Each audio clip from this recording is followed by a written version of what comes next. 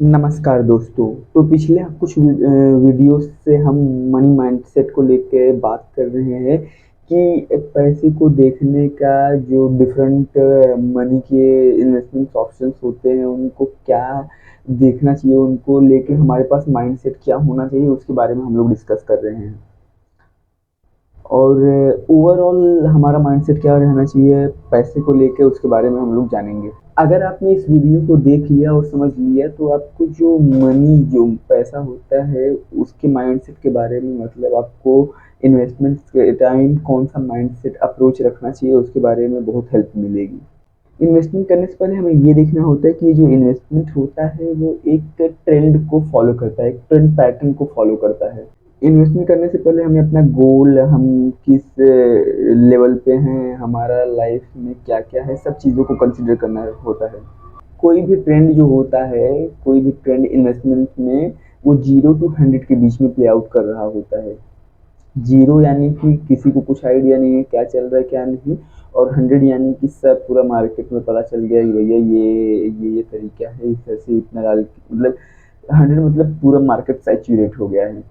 देखिए, कोई भी पर्सन जो होता है इस ट्रेंड को चेंज नहीं कर सकता, सिर्फ आपको गाइड कर सकता है कि अगर आपको इस चीज़ में इन्वेस्ट करना है तो उसका ट्रेंड का अभी लेवल इतना तक पहुंचा है और आपको आने वाले इस समय में इतने दिनों बाद उसके लिए निकलना पड़ेगा। कोई भी ट्रेंड 0 to 100 में के बीच में प्ले आउट कर रहा होता है। अब बात करते हैं कि 0 to 10 में क्या होता है। देखिए, 0 to 10 में कोई पॉलिटिकल डिसीजन, कोई इकोनॉमिक सिचुएशन, कोई सोशल कंडीशंस में चेंजेस आने की वजह से कुछ तो कहीं ना कहीं कुछ होता है, कुछ ये ऐसा स्टेज होता है इसमें माहौल बनना स्टार्ट होता है। ये एकदम बर्डिंग बर्डिंग फेज रहता है, इसमें कोई भी चीज़ पनपनी स्टार्ट होती है। इस वक्त किसी भी जनरल पब्लिक को, किसी भी इंसान को कुछ पता नहीं रहता है कि एक्चुअल में हो क्या रहा है। 10 to 20,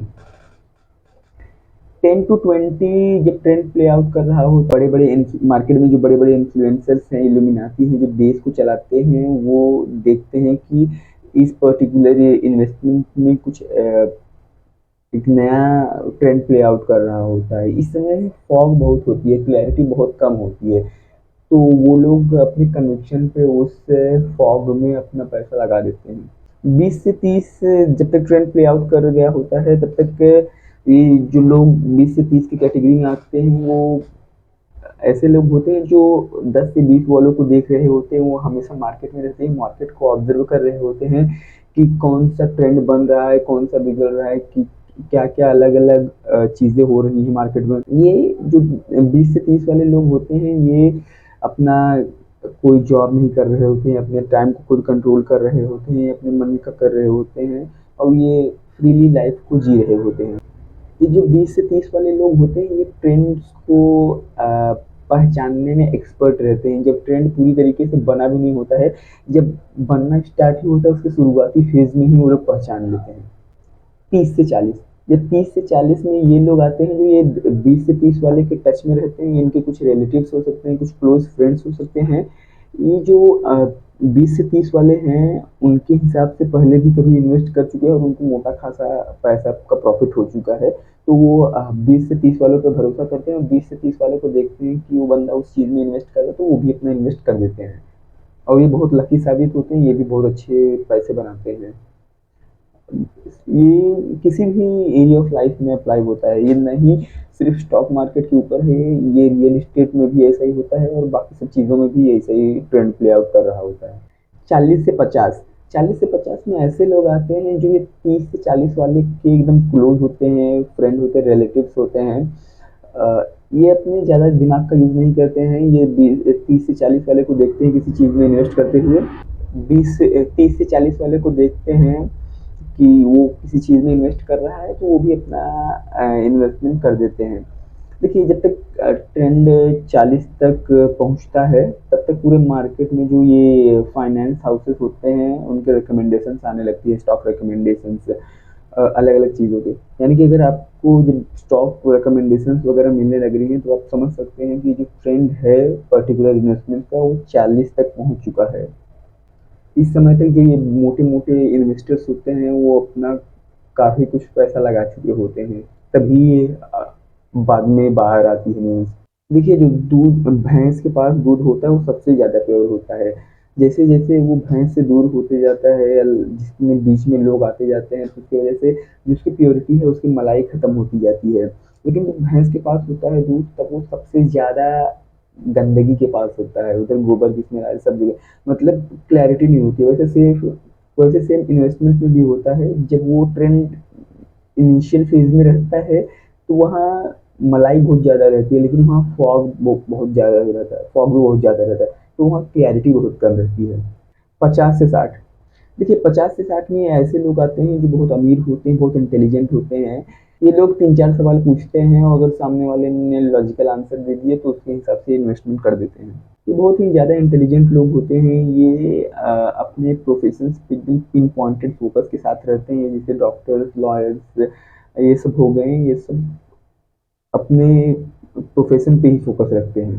60 से 70 तक जब तक ट्रेंड पहुँच चुका होता है तो उसमें ऐसे लोग आते हैं जो ट्रेंड को 40 से ही मॉनिटर कर रहे होते हैं कि ऐसा पर्टिकुलर ट्रेंड मार्केट में बन रहा है, लेकिन उनकी कन्विक्शन नहीं होती है, वो डरे-डरे रहते हैं, वो इसकी वज़ह से उस पे इन्वेस्ट नहीं करते उस पॉइंट पे।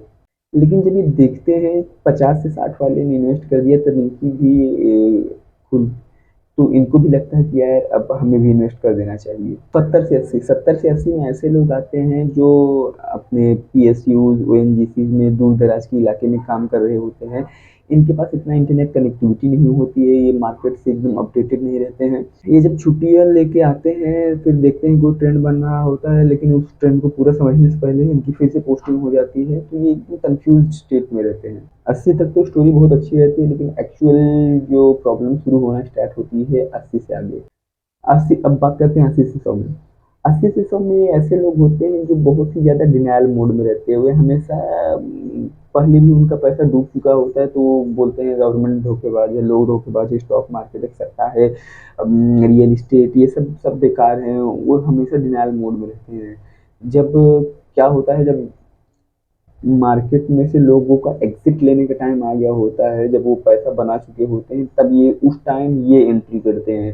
तो वही लोग इन लोगों को अपने प्रोडक्ट को अपने जो इन्वेस्टमेंट से बेच के अपना प्रॉफिट बुक करके निकल जाते हैं। इसमें ग्रेटेस्ट फूल थियरी काम कर रहा होता है। देखिए एक बंदा सोचता है कि ये फूल है वो उसको सामान बेच देता है, वो अपने से बड़े वाले को सामान बेच देता है, वो अपने से बड़े वाले को, तो ऐसे ही जाता है। पर एक पॉइंट ऐसा आता है जब कोई भी खरीदार नहीं बचता है, तो 80 टू 100 वाले ऐसे ही होते हैं जब वो खरीद लेते हैं और फर्दर इंक्रीज इन प्राइस नहीं हो पाता है उस प्रोडक्ट सर्विस का ज़्यादा से ज़्यादा, मतलब उस इन्वेस्टमेंट का।